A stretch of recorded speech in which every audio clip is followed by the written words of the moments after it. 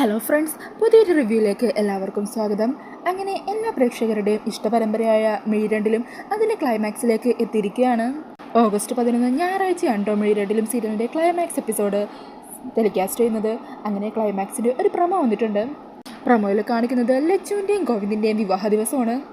അങ്ങനെ വിവാഹ വേഷത്തിൽ അതിസുന്ദരിയായിട്ട് ഒരുങ്ങി നിൽക്കുന്ന ലച്ചുവിനെ കാണിക്കുന്നുണ്ട്.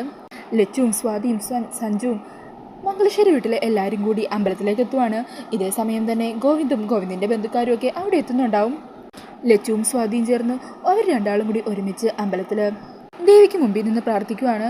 ഈ സമയം സ്വാതി ലച്ചുവിൻ്റെയും ഗോവിന്ദിൻ്റെയും വിവാഹം ഒരു തടസ്സവും പ്രശ്നങ്ങളും ഇല്ലാതെ മംഗളകരമായി നടക്കണമെന്നും എൻ്റെ അനിയത്തിക്ക് നല്ലൊരു ജീവിതം ഉണ്ടാവണമെന്നും അവളുടെ ജീവിതത്തിൽ സന്തോഷമൊക്കെ ഉണ്ടാവണമെന്നും പറഞ്ഞ് പ്രാർത്ഥിക്കുന്നുണ്ട്. ഇതേ സമയം ലച്ചു സ്വാതിക്കും സഞ്ജുവിനും വേണ്ടിയിട്ടും മംഗലശ്ശേരി കുടുംബത്തിനും വേണ്ടി പ്രാർത്ഥിക്കുവാണ്. ശ്രീദേവി അമ്മയും എല്ലാം മംഗളകരമായി നടക്കാൻ അവിടെ കരഞ്ഞു നിന്ന് പ്രാർത്ഥിക്കുന്നൊക്കെ ഉണ്ട് കേട്ടോ. അങ്ങനെ എല്ലാവരും ഒത്തിരി സന്തോഷത്തിൽ നിൽക്കുകയാണ്. പിന്നീട് പ്രൊമോയിൽ കാണിക്കുന്നത് ജയിലിൽ നിന്നും പുറത്തിറങ്ങിയ കവിതേനെയാണ് കേട്ടോ. കവിത അങ്ങനെ ലച്ചുവിൻ്റെ വിവാഹം നടക്കുന്ന ആ ഒരു അമ്പലത്തിലേക്ക് എത്തുവാണ്. അങ്ങനെ എന്നെ തകർത്തിട്ട് മംഗലശ്ശേരിയിൽ ആരും സന്തോഷിക്കേണ്ട, സ്വാധീനം ലച്ചുവിനെ എല്ലാത്തിനും ഇന്ന് കൊന്നു തള്ളും എന്നും പറഞ്ഞ് തോക്കുമെടുത്ത് കവിത ആ ക്ഷേത്രത്തിൻ്റെ ഉള്ളിലേക്ക് കയറുവാണ്. പിന്നീട് ലച്ചു എല്ലാവരുടെയും കാലിൽ വീണ് അനുഗ്രഹം വാങ്ങിക്കുന്നതാണ് കേട്ടോ കാണിക്കുന്നത്. അങ്ങനെ സഞ്ജുവിൻ്റെ കാലിൽ വീണ് ലച്ചു അനുഗ്രഹമൊക്കെ വാങ്ങിക്കുവാണ്. ഇതേ സമയം തന്നെ കവിതയുടെ ഗുണ്ടകളും ആരെയും കിഡ്നാപ്പ് ചെയ്യുന്നുണ്ട്. അങ്ങനെ അവരെ രക്ഷിക്കാനായിട്ട് ലച്ചുവും സ്വാതിയും സഞ്ജുവും കൂടി ഏതൊരു കാട് പോലത്തെ സ്ഥലത്തെത്തുവാണ്. ഈ സമയോടെ വെച്ച് സഞ്ജുവും ഗുണ്ടകളും തമ്മിൽ ഒരു ഫൈറ്റൊക്കെ ഉണ്ടാവുന്നുണ്ട്. അന്നേരം ആ ഗുണ്ടകളെ സഞ്ജുവിനെ പിടിച്ചു വെക്കുവാണ്.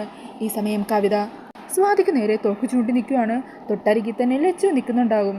കവിതയുടെ കൈകൊണ്ട് മരണം ആർക്കാണ്? ലച്ചുവിനോ സ്വാതിക്കോ? ഈ സമയം ഇവരെ രണ്ടാളെയും രക്ഷിക്കാനാവാതെ നിസ്സഹായനായിട്ട് അവിടെ നിൽക്കുവാണ്ടോ സഞ്ജുവിനെ ആണെങ്കിൽ ആ ഗുണ്ടകൾ പിടിച്ചു വെച്ചിരിക്കുവാണ്. പിന്നീട് എന്തോ ഒരു കാഴ്ച കണ്ട് സ്വാതി ഞെട്ടുന്നുണ്ട്. ഈ സമയം കരഞ്ഞോണ്ട് നിൽക്കുന്ന സ്വാതി ചേർത്ത് പിടിച്ച് സഞ്ജു ആശ്വസിപ്പിക്കുവാണ്. ശ്രീദേവിയും ആ കാഴ്ച കണ്ട് അമ്പരന്ന് നിൽക്കുവാണ്. ഇനി കവിതയുടെ കൈകൊണ്ട് ലച്ചു മരണപ്പെട്ടോ? മിക്കവാറും കവിത മുത്തശ്ശൻ്റെ അല്ലെങ്കിൽ ശ്രീദേവിയുടെ ഇവരിലാരുടെയും കൈകൊണ്ട് കവിതക്കായിരിക്കും മരണം സംഭവിച്ചിട്ടുണ്ടാവുക. മിക്കവാറും മുത്തശ്ശിയെ കൊന്ന ദേഷ്യത്തിൽ മുത്തശ്ശൻ തന്നെയായിരിക്കും കവിതയുടെ കഥ തീർത്തിട്ടുണ്ടാവുക. പിന്നീട് ഗോവിന്ദ് ലച്ചുവിന് കഴുത്തി താലി കെട്ടുന്ന ഒരു സീനും കാണിക്കുന്നുണ്ട്. അപ്പോൾ ഇതൊക്കെയാണ് ഈ ഒരു പ്രൊമോയിൽ കാണിക്കുന്നത്. ഈ പ്രൊമോ റിവ്യൂ ഇഷ്ടമായിട്ടുണ്ടെങ്കിൽ മറക്കാതെ വീഡിയോ ഒന്ന് ലൈക്ക് ചെയ്യണേ.